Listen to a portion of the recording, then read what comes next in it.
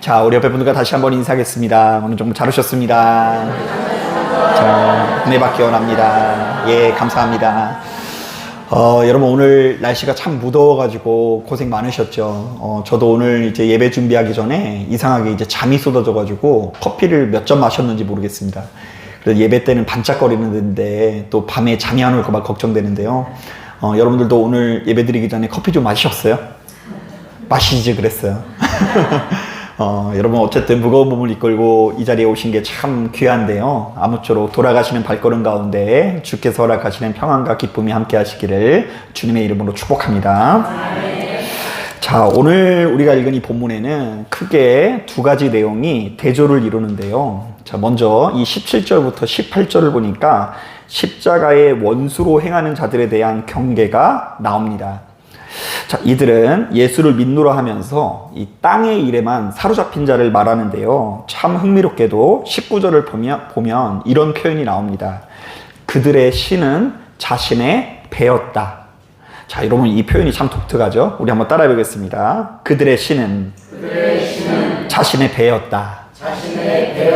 자, 이때 이 신이라는 것은 신발이 아니라요. 그 신을 바르는 거예요, 신. 그런데 그 신이 어디에 있다고요?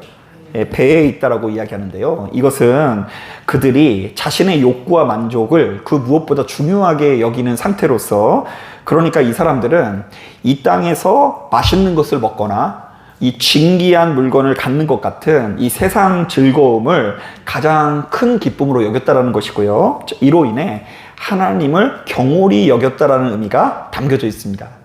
자, 그러니까 여러분 이 하나님과 돈을 겸하여 섬기는 것은 있을 수가 없어요. 이론상으로는 가능한데 실제로는 그렇지 않아요. 여러분 돈을 통해서 얻어지는 기쁨이 크면은 누구에게 소홀해진다고요? 예, 하나님에게 소홀해진다. 자, 그리고 반대로 하늘을 향한 기쁨에 너무 심취해 있으면 또 이 땅에서의 모든 것들이 참 별거 아닌 것처럼 느껴진다. 뭐 이런 긴장 상태가 오늘 본문 가운데 잘 담겨져 있습니다. 자, 그래서 바울은 20절부터 21절을 통해 오늘날 우리들에게 이렇게 권면합니다. 우리의 시민권은 땅에 있는 것이 아니라 하늘에 있는 것을 기억하라. 자, 예수 믿는 우리들은 만왕의 왕이 이 땅에 오실 것을 다시 기다리는 자로서 보다 영원한 기쁨, 부활의 기쁨에 참여하는 자가 되어야 한다. 자, 그런데 여러분 이것은 굳이 오늘 본문뿐만이 아니라 성경 전체가 아주 일관된 메시지로 우리들에게 전하고 있는 메시지입니다. 자, 계속해서 뭐라고 이야기하냐면 너희는 하나님을 믿기 때문에 땅에 있는 모든 기쁨들을 전부로 여기는 것이 아니라 어디에 마음을 두라고요? 하늘에 마음을 두라는 메시지가 계속해서 이어지는데요. 제가 최근에 그 창세기를 읽고 있는데 그 창세기를 읽다 보니까 또 이것이 고스란히 보이더라고요. 여러분 먼저 이 창세기 13장을 보니까 여러분들이 잘 아는 장면이 나오는데요. 아브라함과 그의 조카 롯은 서로 한 곳에 살아갈 수 없을 정도로 큰 부자가 됩니다. 자, 여러분들이 잘 아는 것처럼 양 키우고 소 키우는 사람들은요, 그 땅에 풀이 얼마나 많은지가 되게 중요하거든요. 그런데 이 짐승이 너무 많으니까 양식이 항상 부족한 거예요. 그래서 서로 갈라지기로 하고 아브라함이 양보하는 마음을 가지고 롯에게 이렇게 제안합니다. 네가 좌하면 나는 우하고 네가 우하면 나는 좌하리라. 여러분 이게 대단한 양보인 게 뭐냐면요, 그 짐승을 키우는 데 있어서 가장 중요한 건 땅이에요. 그 좋은 땅을 선택해야지 먹이가 많고 부자가 될 수 있는 길이 열리는 거죠. 그런데 선택권을 아브라함이 누구에게 먼저 줍니까? 예, 롯에게 먼저 주게 됩니다. 자, 그러자 롯은 고민을 하다가 한 가지 선택을 하는데요. 자, 어떻게 선택을 했다고 하는지 한번 들어보세요. 이에 롯이 눈을 들어 요단 지역을 바라본즉 소알까지 온 땅에 물이 넉넉하니.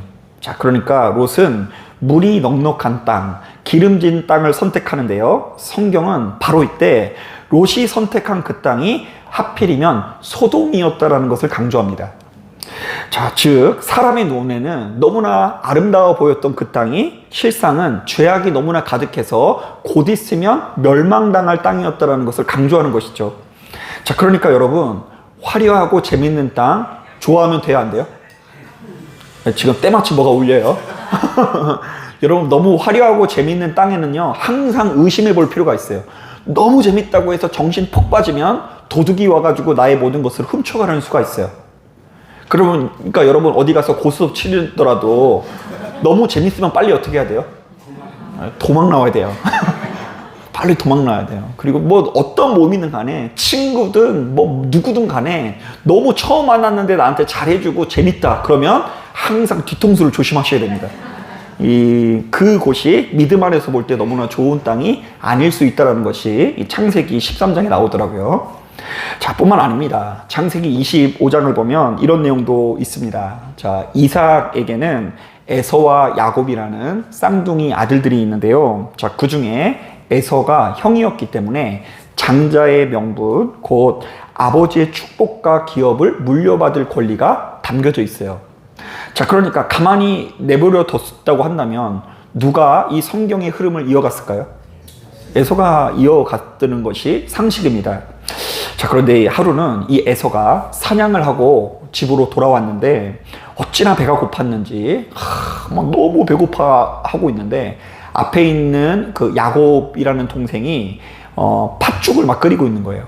제가 봤을 땐 고의로 한 것 같은데 그 팥죽을 막 끓이면서 그 형 앞에서 알짱알짱 거리는 겁니다. 자, 그리고는 이 여우 같은 야곱이 이렇게 말합니다. 형, 이 팥죽 먹고 싶어? 그런데 내가 그냥 줄 수는 없고 장자의 명분을 내게 팔어. 그러면 내가 형에게 이 팥죽을 줄게. 여러분 여기 넘어가면 돼요, 안 돼요?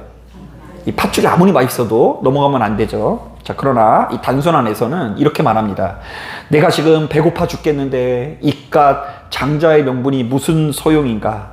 얼른 네가 장자의 명분을 가지고 내게 팥죽을 다오. 자, 사실 오늘날 우리들의 상식으로는 이게 전혀 틀린 이야기는 아니죠.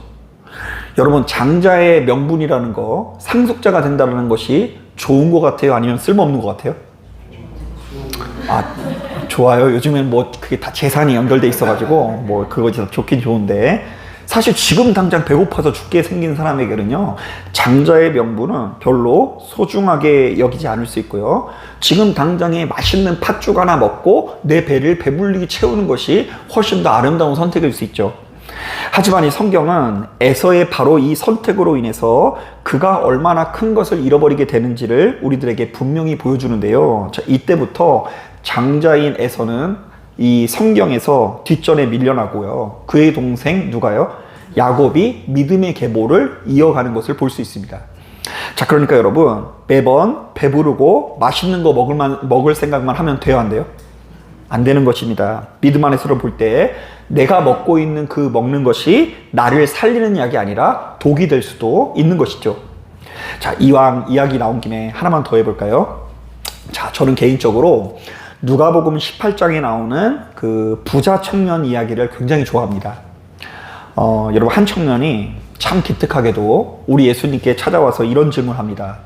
예수님, 내가 무엇을 하여야 영생을 얻을 수 있겠습니까? 자, 저는 지금껏 목회하면서 젊은이들이 이런 질문을 한 것을 한 번도 본 적이 없습니다. 젊은이들은 별로 그런 생각이 없고요.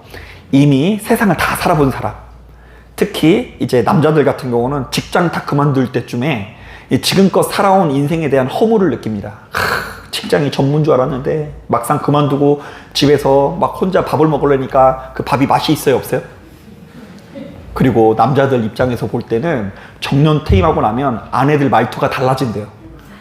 그 전에는 그냥 이렇게 좀 날카롭게 있고 뭐 그렇다가, 그리고 또 월급날이 되면은요, 환하게 아이고 어서 드세요 이렇게 얘기를 하는데 뭐 갖다 주는 것도 없고 뭐 회사도 나가지 않으니까 이거 좀 나가서 먹어 뭐 이렇게 얘기하는 경우가 되게 많대요. 그래서 남자분들이 그 허무와 고독을 이기기 위해서 주여, 이 세상은 정말로 별거 아니군요. 진짜 나에게 중요한 영혼의 생명이 되시는 예수님을 내가 모시며 살겠습니다, 결단하는 경우가 굉장히 많아요. 자, 그런데 이제 새파랗게 어린 청년은 지금 영생이라는 것보다는 지금 당장의 삶에 집중하는 것이 훨씬 더 이렇게 당연한 모습처럼 보이지 않습니까? 그런데 이 청년이 얼마나 믿음이 좋은지 예수님께서 찾아와서 영생에 관한 질문을 하는 것 자체가 저로서는 참 이뻐 보이는 것이 사실입니다. 자, 하지만 성경은 바로 이 신실한 청년을 통해 많은 신앙인들이 하나님을 믿노라 하면서 영생을 누리지 못하는 이유를 드러내는데요. 자, 물론 여러 가지 이유가 있어요. 이 청년이 자기 스스로를 죄인으로 여겨요? 의인으로 여겨요? 네, 이 청년은 의인으로 여겨요. 자기가 성경을 다 지킨다 그래요? 안 지킨다 그래요? 지킨다 그래요. 그래, 뭐 그런 것들도 작용을 하는데, 결정적인 건 뭐냐면요, 그 뒤에 그 사람이 보인 태도를 보면 알 수가 있는데요. 예수께서 영생을 위해서 딱 한 가지를 명령하십니다. 네가 가지고 있는 것을 다 팔아서 가난한 자들에게 나누어 줘라, 이렇게 명령하시니까 그러자 그가 이런 태도를 보였다고 합니다. 들어보세요. 그 사람은 재물이 많은 거로 이 말씀으로 인하여 슬픈 기색을 띠고 근심하며 가니라. 아니, 물어봤으면 예수님 앞에 가면 간다고 얘기를 해야 될 거 아니에요. 간단한 얘기 없이 조용히 근심하면서 슬픈 기색을 띠고 조용히 어떻게 했다고요? 예, 이 표현 자체가 원어적으로 보면 살금살금 갔다라고 되어져 있는데요. 그러니까 이제 너 전 재산을 팔아야지 영생을 누린다 이랬더니 아이고 하면서 서서히 조용히 사라졌다는 의미예요. 이것은 청년이 겉으로는 아주 훌륭한 신앙인의 모습을 가지고 있으나 실상은 하나님보다 재물에게 더 큰 매력을 느끼고 있다는 것인데요. 자, 그러니까 이 청년도 역시 무엇을 신으로 여겼다고요? 자신의 배를 신으로 여겼다는 것을 우리에게 고발합니다. 사실 여러분 분명히 아셔야 되는 게 있는데요. 여러분, 사람은 본디 쾌락의 존재입니다. 제가 여러분들에게 수차로 말씀드렸지만 여러분 이거를 아셔야 되는데, 사람이 쾌락 없이가 살 수가 없어요. 사람은 쾌락을 누려야 살 수 있는 존재여서 자신에게 기쁨이 주는 것을 참을 수는 있으나 좀처럼 끊어낼 수가 없는 존재예요. 자, 그래서 여러분 어떤 분들은요, 관절염과 디스크를 달고 살아도 운동장에 나가서 축구하는 그 즐거움을 포기할 수 없다고 하더라고요. 네, 공감이 안 되죠. 다리가 부러졌는데 기부스하고 축구를 한다는 거예요. 자, 그리고 여러분, 제가 얼마 전에도 재밌는 기사를 보았는데요. 그 가수 중에 션이라고 있어요. 그 여자분들이 되게 좋아하는 가수예요. 되게 자상한 남편. 그런데 이 사람이요, 너무 많이 뛰어가지고 디스크가 걸렸대요. 그러니까 자기가 뛰지 않으면, 하루에 한 10km 뛰지 않으면 생활이 안 돼가지고요, 그 뛰는 즐거움을 온전히 누리다가 몸이 조금 망가졌다라는 기사가 나오더라고요. 자, 뿐만 아닙니다. 또 어떤 분들은 당뇨의 비만 판정을 받아도 밤에 야식 먹는 것을 포기합니까? 못합니까? 제 얘기예요. 살을 빼야 되는 건 아는데 저는 1년 365일 다이어트인데도 불구하고 이 밤에 먹는 것을 포기하기가 너무 어렵고, 그것을 계속 시도하다 보면 마음이 서글퍼지는 것을 느낍니다. 자, 여러분, 우리의 배는 항시 우리로 하여금 쾌락의 자리로 초대하고요, 세상의 열매는 항상 보암직도 하고 어떻게 보인다고요? 예, 먹음직도 하고 지혜롭게 할 만큼 탐스럽게 보여서 우리의 중심을 흔들리게 만들 수밖에 없죠. 자, 그러므로 예수 믿는 우리들은 세상이 우리들에게 주는 즐거움을 무작정 끊어내려고 해서는 안 되고요, 도리어 하나님과 교제하는 기쁨을 또 다른 쾌락으로 여기는 길을 우리의 머릿속에 만들어야 하는 거예요. 자, 그러니까 여러분 잘 들으세요. 다시 한번 말씀드립니다. 예수 믿는 우리들은 세상이 주는 즐거움을 마냥 몰아내려고 하면 된다, 안 된다? 되긴 되는데 그게 잘 안 돼요.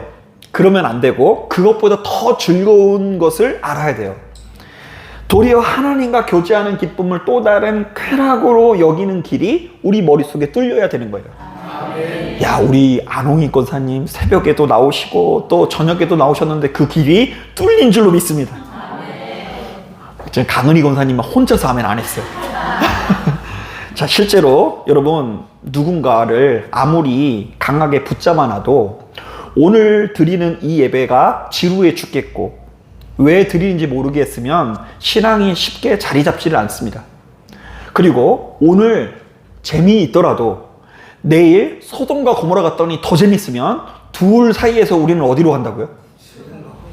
100% 소돔과 고모라 가게 돼 있습니다. 우리의 중심이 그렇게 흔들리게 돼 있어요. 자, 그러나 우리가 예배드리고 기도하는 것을 그 무엇보다 소중한 쾌락, 모든 것을 압도하는 기쁨과 즐거움을 여기는 분들은 누군가 아무리 말려도 그 기도의 끈이 좀처럼 떨어지지 않는 것입니다. 자, 그러니까 여러분, 기도를 좀 잘못 배운 사람들은요, 자꾸 주변 사람들에게 보이려고 기도를 해요. 이게 성경의 또 하나의 굉장히 중요한 주제예요. 기도를 잘못 배우면 자기가 기도를 하면서 누구에게 보이려고 한다고요? 사람에게. 그래서 너무 재밌어. 사람에게 인정받을 때. 그래서 그런 자리에서만 기도를 해요. 그러나 진짜 이 기도가 나를 살린다라는 거, 그리고 내 마음을 지키는 문제가 곧 영생의 문제와 연결된다라는 것을 무서운 마음으로 깨달은 사람들은요, 수시로 하나님께 나아서 기도하는 것 자체를 자기 자신을 지키는 최고의 쾌락으로 여길 수밖에 없다라는 것입니다. 자, 바로 이런 차원에서 사도 바울은 오늘 본문을 통해서도 우리가 어디에 속한 사람인지를 분명히 선언하는데요. 자, 우리 다 같이 20절 말씀 같이 한번 읽어보겠습니다. 20절 시작. 그러나 우리의 시민권은 하늘에 있는지라 거기로부터 구원하는 자 곧 주 예수 그리스도를 기다리노니. 자, 여러분, 여기 시민권이라는 말이 빌립보 교인들에게는 그 누구보다 특별하게 다가왔을 텐데요. 여러분, 제가 앞서 그 빌립보서 1장을 이렇게 설교하면서 말씀드린 것처럼 빌립보라는 도시 자체가 로마의 식민지 중에 가장 로마화된 도시로서 이곳 사람들은 자기가 본래는 로마의 혈통도 아닌데도 불구하고 로마 시민이라는 자부심이 대단히 높았다고 하죠. 자, 비록 몸은 저 멀리 마게도니아 땅에 떨어져 있어도 로마의 법을 따르고 로마의 말을 쓰고 언젠가 로마가 자신을 지켜줄 거라는 소망을 가지고 자기 자신을 로마 시민으로 여기는 사람들이라고 이렇게 제가 말씀을 드린 적이 있습니다. 자, 그런데 바울은 바로 이 빌립보 지역의 사람들이 가지고 있는 아주 익숙한 자부심을 그대로 가져와서 방향만 바꿔서 말합니다. 너희들의 진짜 본향은 로마가 아니라 너희의 시민권은 어디에 있다? 하늘에 있다.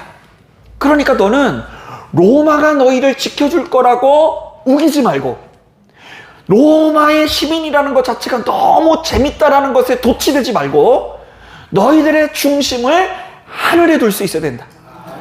세상에서 돈 쓰는 것도 즐겁고, 세상에서 맛있는 거 먹는 것도 즐겁고, 세상에서 높아지는 것도 더 중요하지만 그것보다 훨씬 더 중요한 기쁨은 너희들이 몸이 변하여서 부활의 기쁨을 누리는 것이 중요하다. 너희들의 육체는 잠시 잠깐이고 영원한 저 천국이 너희들을 위해서 예비되어 있다는 것을 기억해야 된다라고 이야기하는 것입니다.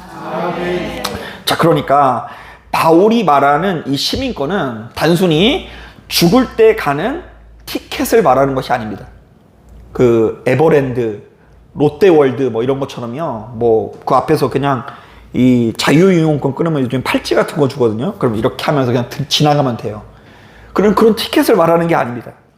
지금 바울이 말하는 시민권은 지금 내가 어느 나라에 속해 있는가, 땅에 속해 있는가, 하늘에 속해 있는가, 지금 너는 누구의 다스림을 받고 있는가, 재물의 지배를 받고 있는가, 아니면 하나님의 지배를 받고 있느냐고 우리들에게 질문하는 것입니다. 자, 그러니까 천국은 죽어서야 비로소 가는 너무나 멀리 떨어져 있는 장소가 아니라 지금 이 순간 나를 다스리고 내 삶의 방향을 결정하는 나의 소속에서 비롯된다는 것을 기억해야 돼요. 내가 겉으로 너무 잘 살아도 세상의 즐거움에 사로잡혀 있으면 지금 나는 하늘의 시민이라고 볼 수가 없어요. 그러나 우리가 지금 이 세상을 살되 이 세상이 아니라 어디에서 기쁨을 누리고 있다고 한다면, 하늘에서부터 비롯되는 기쁨을 누리고 있다고 한다면 우리들은 지금 하늘 시민권으로서 살아가고 있다는 것이죠. 자, 그러므로 로마 시민이 그 별것도 아닌 로마 시민권이라는 것으로 위로를 받았던 것처럼 우리도 이 땅에 발을 딛고 살지만 나는 하늘에 속한 사람이라는 자부심을 가지고 있어야 돼요. 자, 이게 최고의 자부심인데요. 자, 한번 따라해 보겠습니다. 나와 내 가정은 하나님을 믿는 사람들이다. 여러분, 그런 자부심 좀 있으세요? 나는 누구 믿는다고요? 부처님? 예, 부처님이 아니에요. 나는 부처님을 믿어서 자부심 있는 게 아니라 나와 내 가정의 중심에는 그래 누가 있다? 하나님이 있다. 자, 한번 따라 보겠습니다. 나와 내 가정은 예수의 이름을 붙들기 때문에 이렇게 좋은 것을 누리고 있다. 이게 하늘의 시민권이 가지고 있는 이 특권인 거예요. 세상의 사람들은 내가 이렇게 잘 사는 거 돈이 많아서야, 건강해서야. 그래서 어떻게든 돈 벌고 건강 잃어버리지 않기 위해서 노력하는 그 굴레 안에서 살고 있어요. 이게 최고예요. 그런데 우리는 우리 가정의 중심에 뭐가 있다고요? 누가 계시다고요? 하나님이 계시다는 것에 만족을 누리고 행복을 누려야 하는 것입니다. 자, 오늘 새벽에 공교롭게도 그 에스겔 27장을 묵상하는 중에 뭐 이런 내용이 나옵니다. 그 당시에 오늘 우리들에게는 잘 안 알려져 있지만 그 두로라는 나라가 엄청나게 그 번성을 했는데요. 자, 그런데 그렇게 번성한 나라가 갑자기 멸망하게 되자 지금껏 두로를 통해 크게 이득을 거뒀던 왕들이 불안해하는 장면이 나옵니다. 자, 그러니까 여러분, 두로가 멸망했더니 두로를 따르던 왕들이 어떻게 한다고요? 불안해. 자, 그래서 이들이 큰 두려움에 사로잡힌 것을 이렇게 살펴보았더니 지금껏 자신들이 의지해오던 두로가 사라지니까 이 두려움에 떠게 된 건데요. 자, 그러니까 그들은 두로라는 배에 자신의 인생을 모두 다 올인한 것이죠. 두로라는 사람이랑 그냥 거래를 한 게 아니라 두로가 곧 자신의 인생인 거예요. 자, 그런데 제가 바로 이 말씀을 묵상하면서 이렇게 말씀을 드렸습니다. 지금 내가 무엇을 의지하던 건 간에 그것이 없다고 해서 내 삶이 무너진다면 그것은 이미 나에게는 또 하나의 신인 것입니다. 자, 여러분, 인정하기 어렵겠지만 여러분 잘 들어보세요. 지금 여러분들의 자녀가 있어. 특히 여자분들은 아들, 그리고 남자분들은 딸. 장모님 딸이 3분씩이나 있으시네요. 아들, 딸. 그런데 그 아들, 딸이 어느 날 갑자기 시집을 가버렸어요. 그러니까 갑자기 맨날 슬피 울면서 일을 가는 거예요. 인생이 막 뭘 해도 재미가 없고 의미가 없고, 여자분들은 그냥 아들 갔더니 그냥 아들 이러면서 그냥 벽을 보고 막 슬피 울고, 그리고 그 딸 막 이러면서 남자분들 막 슬피 울고 있고. 그러면 인정하기는 어렵겠지만 지금껏 나에겐 무엇이 또 하나의 우상이었다는 것일까요? 자녀예요. 자녀가 없다고 해서 내가 지금 괴로우면 사실은 지금껏 나도 모르는 사이에 자녀를 우상 삼고 있다는 증거일 수 있는 것이죠. 자, 그리고 여러분 마찬가지입니다. 지금 내가 아침에 딱 눈을 떠서 무엇을 확인하냐면 통장 잔고를 탁 이렇게 확인하는 즐거움이 있어요. 할렐루야. 주님 너무 할렐루야. 너무 할렐루야. 이게 너무 좋은 거예요. 이게 너무 이렇게 차가우니까. 그런데 눈 떴는데 이게 없어. 잘못 봐가지고 없어진 거예요. 그래서 갑자기 심장이 뚝 떨어져가지고 이거 어떡하지? 근데 잘 보니까 또 내가 잘못 본 거예요. 있어요. 다 그런 마음이 딱 들었다고 한다면 인정하기는 어렵겠지만 지금껏 나의 신은 뭐였다는 것이죠? 통장의 잔고, 물질인 거예요. 여러분, 오늘 이 새벽에 여러분들의 중심을 점검해 보십시오 하면서 제가 말씀을 전했는데 기억 안 나시죠? 원래 똑같은 말씀도 새벽에 하면 잘 기억이 안 나요. 그 덕분에 제가 계속 할 수 있어요. 자, 그러면서 제가 여러분들에게 또 이런 말씀을 드린 적이 있습니다. 여러분들이 흔들릴 때, 속상할 때, 외로울 때 여러분들을 영원히 위로해주는 분은 누구십니까? 만약 그것이 하나님이 아니라고 한다면 그 중심을 돌아보길 바랍니다. 왜냐하면 하나님 외에 그 어떤 것도 영원히 나를 위로해줄 수는 없기 때문입니다. 사실 우리들은 언제나 눈에 보여지는 것에 치우칠 수밖에 없는데요. 이게 성경에 되게 중요한 주제예요. 이스라엘 백성들이 약속의 땅에 딱 들어가니까 약속의 땅에 사람들이 누리고 있는 적과 꿀이 넘쳐오르는 풍요로움이 부러워요? 크게 보여요? 아니면 자기가 믿고 의지하는 율법이 크게 보여요? 율법이 크게 보인다고 하시는 분은 은혜 있는 분이에요. 근데 대부분의 사람들이 가난한 사람처럼 돼요. 부러워가지고 하나님을 경홀히 여기고 막 그 사람들처럼 똑같이 이제 변해버립니다. 똑같은 신을 섬기고 자기도 풍요로워지기 위해서. 그런데 이 마찬가지예요. 오늘날 우리들도 내가 어울리는 사람이 대단한 사람이에요. 그러면 그 사람을 의지해서 우리는 위로를 받게 돼요. 여러분, 어느 날 내가 교통사고가 났어요. 그래서 본의 아니게 여러 가지 재판을 앞두고 있어요. 그런데 사돈의 팔촌이 검사래요. 그러면 의지가 돼요, 안 돼요? 검사 정도도 그런데 우리 사돈의 팔촌 중에 뭐 대통령이 있거나 뭐 대단한 사람이 있으면, 재벌이 한 명 있으면 얼마나 든든하겠습니까? 내가 어울리는 사람이 대단한 사람이면 그 사람을 의지해서 우리는 위로받고요. 지금 나의 사업체가 잘 나가면 그 사업체 가서 또 너무 할렐루야 뭐 이러고 있을 수 있어요. 너무 좋아가지고 아유 할렐루야, 이 사업체가 나를 위로해 주는군요. 그리고 아까 얘기한 것처럼 통장 잔고도 일종의 지금껏 우리의 마음을 위로해 주는 너무나 큰 우상으로 역사할 수 있는 것이죠. 하지만 그 순간 예수 믿는 우리들은 그 어떤 경우에도 자신이 하나님께 속한 사람이라는 것을 인정하고 이렇게 외칠 수 있어야 됩니다. 자, 다시 한번 따라해 보겠습니다. 나와 내 가정은 하나님을 믿는 사람들이다. 네, 이게 참 경홀히 여길 수 있는 그런 소지가 있는데요.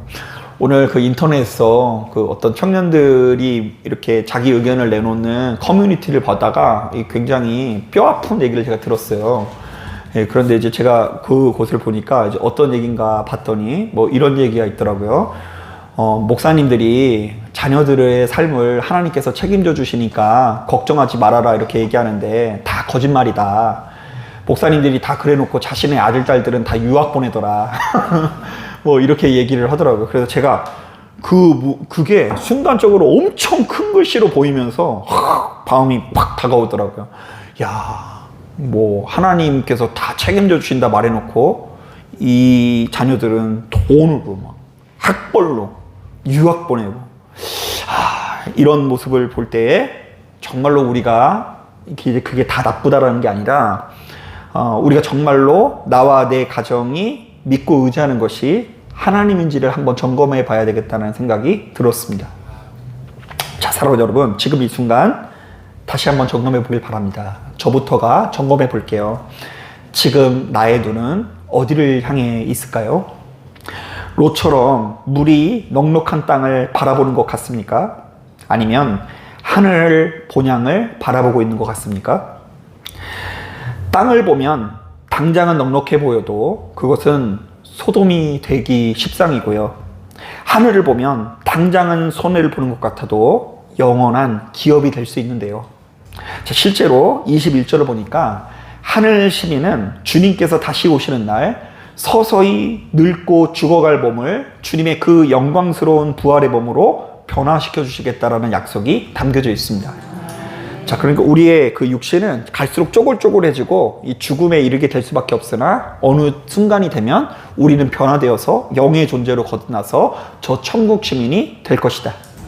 자, 여러분, 이것이 참 재미없지만 공감하기 어렵지만 우리의 진짜 소망이 되어야 하는데요. 자, 이른바 세상 사람들은 어떻게든 안 죽으려고 하고 이 몸이 늙는 것을 그저 서글프고 두려우게만 여기지만 하늘에 속한 우리는 이 몸이 장차 영광의 몸으로 바뀔 것을 기대하면서 평안과 기쁨을 누려야 한다는 것이죠.